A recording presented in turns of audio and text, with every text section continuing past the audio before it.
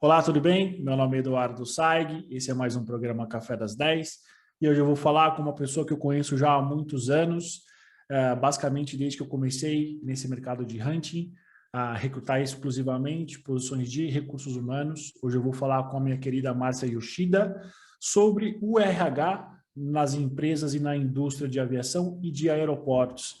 Márcia, tudo bem? Tudo bem, Edu? Como é que você está? Um prazer falar contigo, viu? Obrigada pelo convite. Eu estou bem, para você que está nos vendo, para você que está nos ouvindo, provavelmente deve estar um barulhinho aqui atrás, mas são as mazelas do home office, sempre tem algum vizinho, sempre tem alguém fazendo uma pequena obra, então eu vou fazer de tudo aquilo que eu puder para diminuir o som, mas eventualmente não vai ser possível. Márcia, estou muito bem, estou muito feliz que você está aqui, finalmente a gente conseguiu uma agenda, a sua agenda é super ocupada. Para quem não te conhece, Márcia, conta um pouquinho de você. Se você quiser contar um pouquinho da tua história em finanças, eu acho super interessante. Beleza, Edu. Bom, de novo, obrigada pelo convite. É um prazer estar aqui, poder compartilhar com vocês um pouquinho da minha experiência. Meu nome é Márcia. Como o Edu fez um briefing aí, a gente se conhece já há bastante tempo, a gente vem trabalhando algumas posições juntos. E o Edu mencionou do meu início da minha carreira na área de finanças. Pois muito bem, eu sou contadora de formação, comecei a trabalhar num pequeno escritório de contabilidade e dali eu fui para a Unilever. Eu comecei a minha jornada na Unilever, fiquei 4 anos lá, primordialmente na área de controles, na controladoria e na área de finanças. Visitei as fábricas, fiz toda a parte de inventário físico. Depois eu fui para a Philips, eu fiz uma passagem na Philips da Amazônia, fiquei um tempo lá também. Lá minha posição era mais Latam, né?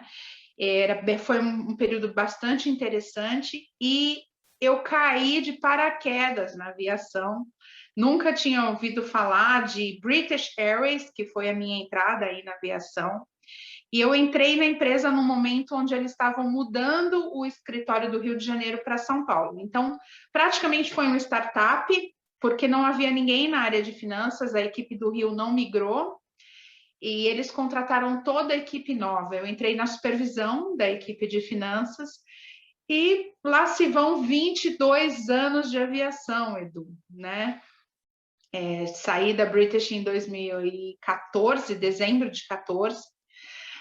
Depois fui para Etihad, ainda na aviação, e depois tive a oportunidade de migrar para aeroportos, que apesar de ser o segmento de turismo já bem mais específico, uma área com uma regulamentação ainda mais pesada, porque concessão de aeroportos, e mais recentemente eu atuo numa empresa suíça de ground handler, que é a Swissport.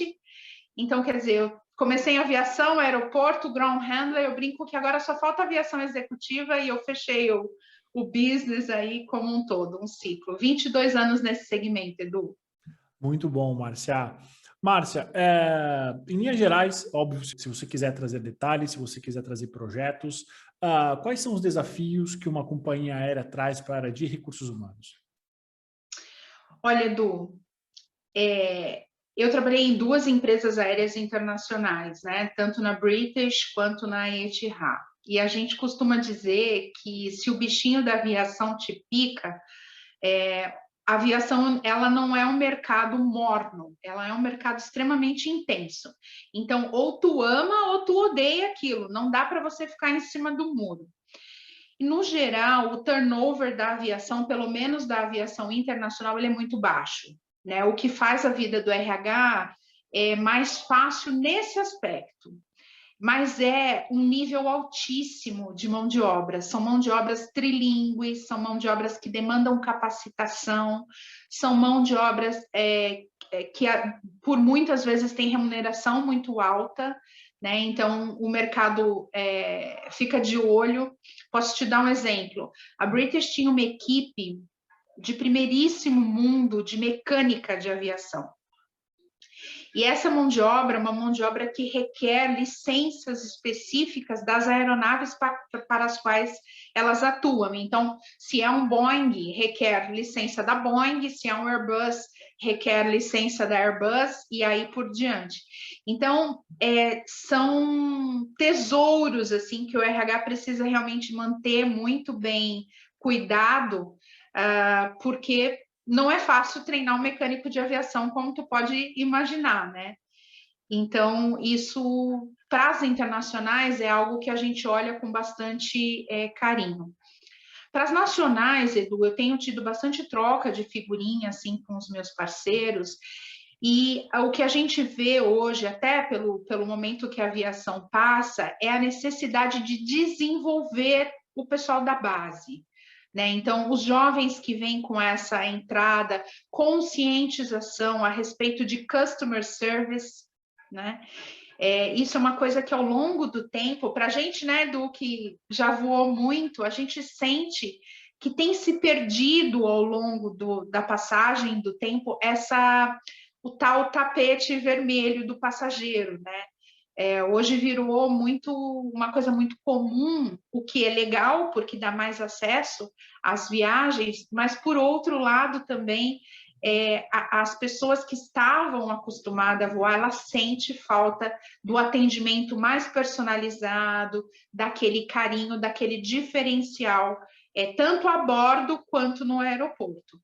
Então, o RH, eu acho que tem que ter esse viés de olhar o passageiro como um cliente especial, tornar a viagem de cada passageiro única, aquela experiência única. Excelente, Marcia. E um aeroporto, que é talvez um ecossistema muito mais complexo, quais são os desafios, os principais desafios para um RH que atua no segmento de aeroportos? Olha, Edu, quando eu fui para a Fraport, e eu estou falando de 2017, a Fraport ela fez parte da 4ª rodada de leilões, né, dos aeroportos. Então, são concessões, né? Cada aeroporto ele tem um período que vai ficar concedido para a iniciativa privada, e aí já começa a regulamentação. Quando eu entrei, para ser bem franca com você, o que aconteceu? A empresa havia contratado uma consultoria lá da Alemanha, né, e com parceria numa consultoria local, e ela desenhou o escopo da área de pessoas. Mas, Edu, a área de aeroportos é uma área extremamente regulamentada. Tem funções específicas que são mandatórias. Inclusive, a pessoa responde com o próprio CPF dela, né? Junto à agência. Então, muita coisa escapou. O desafio do RH é realmente entender a necessidade do negócio. Porque não adianta eu contratar uma consultoria, por maior que seja, se eu não entender o que pede a regulamentação. Então, esse foi o maior desafio. A gente teve que fazer ajustes nesse budget para poder trazer essas posições mandatórias que não haviam sido mapeadas e fazer encaixar. Você sabe como é, né? Startup, a gente tem aquele valor para entregar e precisa entregar. Já alinhado a isso também, Edu, cada crachá, cada funcionário que entra para trabalhar no aeroporto, ele precisa de treinamentos obrigatórios. Então, a área de treinamento e desenvolvimento de um aeroporto, ela é gigante, porque além de treinar a própria população, ou seja, seus próprios funcionários, o aeroporto é o responsável por treinar a comunidade aeroportuária. Então, seja a moça que vai entrar para dentro da área restrita, que nós chamamos, para vender um pão de queijo ou um café. Ou seja, alguém que está trabalhando na pista. Antes de entrar, ela precisa dos treinamentos obrigatórios. Essa é uma área crucial para o RH também, ter bastante organizado, bastante estruturado a parte dos treinamentos. E um último desafio que eu acho que... último não, tem vários, mas assim, um outro que foi bastante relevante para mim também é que a mão de obra que vem dos aeroportos, ela vem de um segmento que era público, que era que tinha uma estabilidade, que tinha um modelo de operação diferente da iniciativa privada. Então, não é, por exemplo, uma indústria que compra outra e aí você pode aproveitar parte daquela mão de obra. Via de regra, a gente não conseguia aproveitar a mão de obra dos funcionários que ali já estavam, porque a gente não era competitivo, né? Eram funcionários de carreira, que tinham muitos anos já na função, e a iniciativa privada vinha para ter uma visão mais agressiva do ponto de vista de negócios, de business strategy e montagem mesmo, e obviamente do payback, do que a iniciativa pública. Então, a gente saía catando funcionários de São Paulo. A minha base era Porto Alegre, eu tinha Porto Alegre e Fortaleza sobre a minha responsabilidade, mas a gente tinha gente de praticamente do Brasil todo, porque a gente trazia de São Paulo, trazia de Belo Horizonte, trazia do Rio, trazia do Nordeste, fazia intercâmbio de Sul com o Nordeste, aonde a gente tinha essa demanda de mão de obra. Então, esse também foi um desafio muito grande. Márcia, como você acha que vai ser a retomada numa possível pós-pandemia, talvez esse ano, no começo do ano que vem? Como você acha que vai ser a retomada do mercado, desses dois mercados, e como que o RH vai poder ajudar esses dois mercados nessa retomada? Edu, eu tenho conversado com algumas pessoas e, assim, muita gente com quem eu converso está muito ansioso para voltar à rotina de viagens, né? Eu acho que o mercado internacional, ele está mais lento e talvez ele demore um pouco mais, não pela vontade das pessoas de saírem, mas, enfim, pelo controle brasileiro da pandemia, o brasileiro acabou ganhando um selo aí e a gente tem algumas restrições para sair para fora, né, do nosso país. Mas as viagens internas, eu acho que assim que a maioria das pessoas estiverem vacinadas, eu, por exemplo, estou doida para sair para viajar com a minha família. Nós estamos praticamente há 2 anos dentro de casa, né? Esparecer um pouco o efeito pandemia, né? Então, aproveitar. O que aconteceu, Edu? A gente teve a primeira onda, que a gente acreditava que seria só uma primeira onda, mas para poder se adequar, e o mercado de turismo, aviação e turismo, hotéis também, né, como um todo, eles sofreram demais por conta da pandemia, né? Eu acho que foi um dos primeiros segmentos que foi afetado e ainda não voltamos 100%. Então, houve uma diminuição no quadro de funcionários, era natural, né? Principalmente na Sua Esporte, houve uma diminuição grande, porque nós cedemos mão de obra. Então, com a redução dos voos, reduz também a necessidade do apoio a essa operação. E o que acontece? Né? Nesse turnover, saiu muita gente que era desejado que saísse, então aproveitou-se para fazer aquelas reestruturações que às vezes a gente fica um pouco procrastinando, mas saiu muita gente que era líder, né? Posições de liderança que a gente não esperava e não podia que saísse. Mas aí, infelizmente, acaba que os ajustes são necessários. Então, o RH agora está sendo fundamental para a gente empoderar e treinar essas pessoas que antes não tinham posição de liderança e agora assumiram esse posto e estão com um desafio enorme, um desafio de gerenciar as operações com a mesma qualidade e nem sempre com o mesmo número de funcionários, às vezes as equipes estão reduzidas, gerenciar um estresse imenso, porque às vezes, eu vou te dar um exemplo, recentemente nós tivemos um voo que foi, que era com os insumos, né, das vacinas, com o produto principal para fazer a vacina. E aquilo atraso de 12 horas, e a equipe lá, e você tem que segurar a equipe, é uma operação importantíssima, e tem mídia fazendo cobertura, e tem todas as autoridades sanitárias, é a Anvisa, é a própria ANAC, então, assim, o estresse está muito alto. Se a pessoa não estiver preparada para ser aquele líder, de não só gerenciar as pessoas, mas de segurar a ponta ali,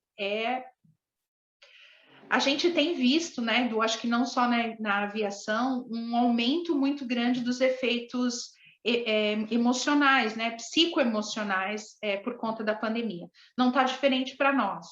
Então, como RH, a gente precisa pensar em ações, né, de cultura de saúde, ações para a gente estar balizando um pouco melhor. Qual que é o indicador? Qual é o índice agora que a gente pode esperar de absenteísmo? Os nossos índices que a gente tinha antigamente estão absolutamente desatualizados, né? Porque eu tenho atestados médicos de próprio funcionário, eu tenho atestados médicos cujos parceiros, né, esposos, esposas, parceiros no geral, que pegaram também o coronavírus e aí se afasta junto por uma questão de contaminação. Então, até os índices, nossos KPIs estão sendo reinventados. A gente não pode mais olhar aquilo como um número frio, a gente precisa entender o contexto aonde aquele indicador está te trazendo e como nós, como RH, podemos dar apoio, tanto para a gestão, né, quanto para a operação. A gente não pode esquecer da operação. O segmento da aviação, Edu, assim como outros segmentos, que é o próprio segmento da linha de frente, né, de saúde, a gente está 24 horas, 7 dias na semana, 365 dias. Então, não dá para a gente, olha, vamos parar tudo e vamos pensar o que vai fazer. Não, a tomada de decisão, ela ocorre simultaneamente. Então, tem que haver uma parceria do RH com a operação. Não dá para ser diferente. Excelente, Márcia. Bom, tem mais alguma coisa que você gostaria de dizer sobre esse assunto que eu não te perguntei? Olha, Edu, o que eu tenho visto, assim, eu acho que a área de pessoas, nós, né, RH como um todo, a gente já é a área de suporte, como um todo, mas nunca nós fomos tão demandados, né? Então, o RH também precisa estar preparado. Para que a gente dê apoio, nós também precisamos estar balizados, apoiados, e nesse sentido, eu particularmente tenho buscado muito apoio nos meus parceiros de negócio, né? Nos meus corretores de saúde, nos próprios planos de saúde, que tem ações muito legais. A gente acabou de fazer um workshop agora, que foi gratuito para todo mundo, sobre saúde emocional, né? Então, o próprio RH precisa estar cada vez mais próximo. Acho que a gente deixou de ser só custo para ser parceiro. E isso eu vejo como um viés sensacional e uma grande oportunidade de a gente fazer a diferença. Com certeza, Márcia. Márcia, quero agradecer pelo seu tempo, obrigado por você ter topado falar sobre essas características, sobre essa situação que está acontecendo agora, né? Tenho certeza que os seus colegas tenho certeza que os seus colegas, tanto do segmento de aviação quanto do aeroportuário, estão passando pelos mesmos problemas, estão passando pelos mesmos desafios. Então, agradeço pelo seu tempo. A gente vai gravar mais um programa onde a gente vai conversar sobre a sua carreira, que é uma carreira super interessante, mas por esse programa eu já quero te agradecer pelo seu tempo e pela sua presença. Edu, eu que agradeço pela oportunidade de te contar um pouquinho, de me colocar à sua disposição e à disposição dos seus ouvintes também. Quem tiver alguma dúvida, tiver alguma curiosidade, meu LinkedIn é aberto, só chegar e a gente pode bater um papo e conversar. Obrigada pela oportunidade, Edu. Pode ficar tranquila, Marcia, que eu vou colocar o teu LinkedIn no card e aí quem quiser falar com você pode acessar diretamente. Para você que está nos vendo, está nos ouvindo, muito obrigado. Curta, compartilhe esse programa. Até o próximo Café das 10.